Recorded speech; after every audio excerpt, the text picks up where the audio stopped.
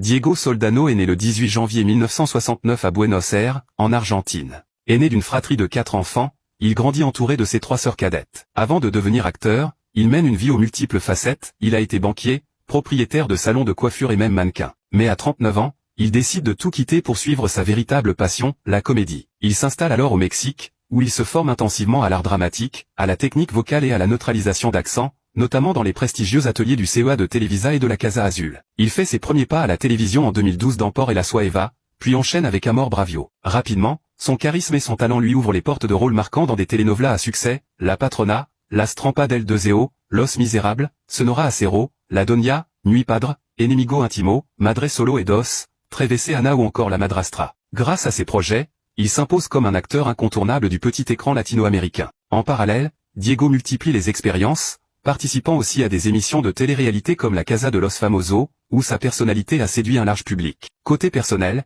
il est père de 3 enfants Dante, Emma et Valentin avec qui il entretient une relation très proche. En 2024, il se remarie avec Shiran Abraham, une entrepreneure israélienne, et affiche une vie personnelle épanouie. Sportif passionné, adepte de squash et de fitness, Diego aime aussi la peinture abstraite et les voyages. Avec plus de 30 publicités et 50 affiches promotionnelles à son actif, il a bâti un parcours riche et inspirant. D'Argentine au Mexique, son histoire est celle d'un homme qui a osé se réinventer pour réaliser son rêve, devenir acteur et conquérir le cœur du public. Jorge Luis Pila est un acteur cubain né à Prague le 3 août 1972. Il grandit à Cuba, où il débute comme mannequin, puis devient danseur pour des artistes comme Yuri. Mais c'est la comédie qui l'appelle. Il part au Mexique, se forme à la télévision, et se fait rapidement remarquer dans plusieurs telenovelas. Il enchaîne les rôles dans Secreto de Amor, Subet a Mimoto ou encore à Corralada, mais c'est avec Telemundo que sa carrière explose. Il impressionne dans Donde está Elisa, bouleverse dans Aurora et devient l'un des visages les plus aimés de la chaîne. En 2013, il atteint un sommet avec La Patrona, où il incarne Alejandro Beltrán, le héros romantique aux côtés d'Araceli Arambula. Il enchaîne ensuite avec des rôles marquants dans En Otra Piel, Eva la Trellera, El Diablo, La Fan ou encore Sandia Para en Amor Arno.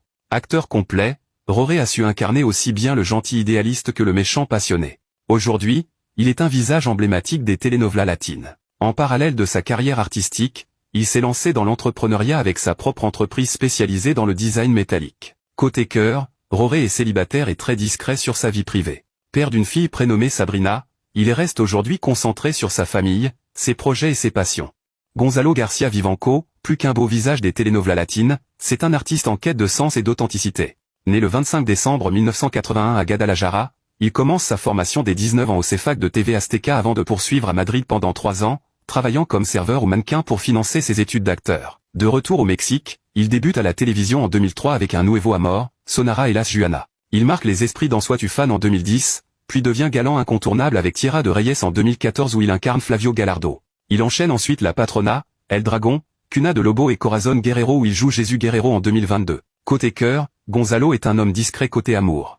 Depuis 2020, il est officiellement célibataire, après avoir eu une relation avec la coach colombienne Carolina Manrique Tejedor. En 2019, il confiait à People en espagnol qu'il était heureux et amoureux. Bien que rien d'officiel n'ait suivi, il a nié les rumeurs de romance avec sa partenaire de Corazon Guerrero, Alejandra Espinosa, par respect pour sa vie privée et professionnelle. En 2025, il confesse avoir été en solo pendant 8 mois, préférant voyager, travailler et attendre une femme équilibrée, motivée et proche de la nature. Passionné de voyage, il possède un ranch, pratique le yoga, les voyages l'ont mené en Asie comme en Europe, et il soutient des causes caritatives, notamment auprès d'enfants dans un orphelinat au Cambodge, dont il reverse les bénéfices de certaines œuvres photographiques. Pour incarner la puissante et complexe Altagracia Sandoval dans La Doña, Araceli Arambula a fait bien plus que jouer un rôle, elle s'est totalement transformée. Derrière ce personnage fort et imposant, se cache une actrice déterminée, qui a consenti à de nombreux sacrifices pour être à la hauteur du défi. D'abord, elle a suivi une discipline physique impressionnante, entraînement quotidien, alimentation stricte,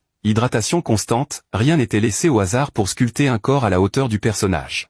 Son apparence devait refléter la puissance, mais aussi la sensualité et la prestance d'Altagracia. Elle a également multiplié les soins esthétiques pour garder une image impeccable à l'écran, tout en travaillant sa posture, son regard, sa gestuelle.